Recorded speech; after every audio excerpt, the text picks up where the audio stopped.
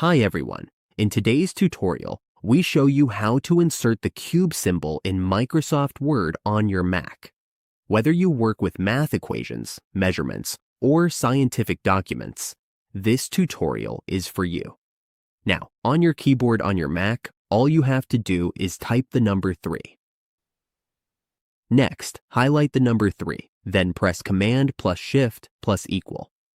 Release the keys, and it will turn into a small raised 3, the cube symbol, right in your Word document. There is also another way to do this. Highlight the number 3 again, then go to the top of the screen. You will see a cube icon there, along with a square root and another cube option. All you have to do is click the cube icon, and the number 3 will appear as a cube symbol in your Microsoft Word document.